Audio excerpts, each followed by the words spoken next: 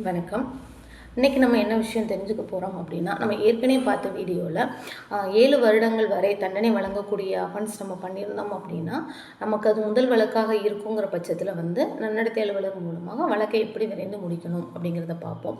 இதில் நீதிமன்றம் சில கண்டிஷன்ஸ் வச்சுருக்காங்க. என்ன அப்படின்னா, அவங்க குற்ற பின்னணி பார்ப்பாங்க. இப்போ நம்ம அதன் பிரகாரம் நம்ம விடுதலை கோர்றோம் அப்படின்னா, நம்ம இதுக்கு முன்னாடி ஏதாவது அஃபென்ஸில் ஈடுபட்டிருக்கோமா, இல்லை நமது குடும்பத்தை சார்ந்த நபர்கள் யாராவது வழக்கில் ஈடுபட்டிருக்காங்களா அப்படிங்கிறதையும் வெரிஃபை பண்ணுவாங்க.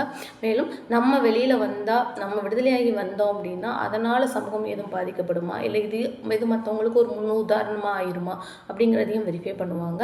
அதற்கப்புறமும் உங்களை விடுதலை பண்ணதுக்கு அப்புறமே நீங்கள் ஒரு நன்னடத்தை மேற்பார்வையில் தான் இருப்பீங்க. அதனால் எந்த ஒரு பாதிப்பும் உங்களுக்கு வெளிநாட்டுக்கு போகிறதுக்கோ இல்லை எக்ஸாம் எழுதுறதுக்கோ எந்த ப்ராப்ளமும் வராது. ஒரு உறுதிப்படுத்துதல் அப்படிங்கிற ஒரு காரணத்துக்காண்டி ப்ரொஃபஷன் ஆஃபீஸர்ஸ் மூலம் மேற்பார்வை நன்னடத்தையில் தான் அவங்கள விடுதலையில் விடுவாங்க.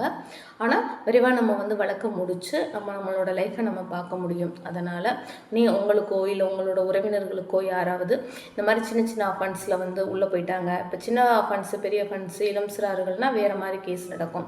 அடல்ட் ஆகிட்டாங்க, அதனால் பெரிய கோர்ட்டில் கேஸ் நடக்குது, ஆனால் அவனோட லைஃப் எப்படியே போயிடுச்சு அப்படிங்கிறத தயவுசெய்து காலம் தாழ்த்தாதீர்கள். சீக்கிரம் சார்ஜ் ஷீட் ஃபைல் பண்ண சொல்லி கேஸை ட்ரையலுக்கு கொண்டு முடிக்க பாருங்கள். அப்படிங்கிற முடிக்கும்போது இந்த மாதிரி ஒரு நன்னடத்தையின் காரணமாக அவங்கள விடுதலை பண்ணாங்க அப்படின்னா அவங்களோட லைஃப் கட்டாயம் மாறுபடும். ஸோ இந்த மாதிரி கண்டிஷன்ஸும் இருக்குது அப்படிங்கிறதையும் தெரிஞ்சுக்கோங்க. என்னோட வீடியோஸ் பிடிச்சிருந்தது அப்படின்னா லைக் பண்ணுங்கள். மேலும் என்னோட வீடியோஸ் பார்க்கணும் அப்படின்னா சப்ஸ்கிரைப் பண்ணுங்கள். வேறு ஏதாவது டவுட் இருந்தால் அப்படின்னா கமெண்ட் பாக்ஸில் கமெண்ட் பண்ணுங்கள். தேங்க்யூ.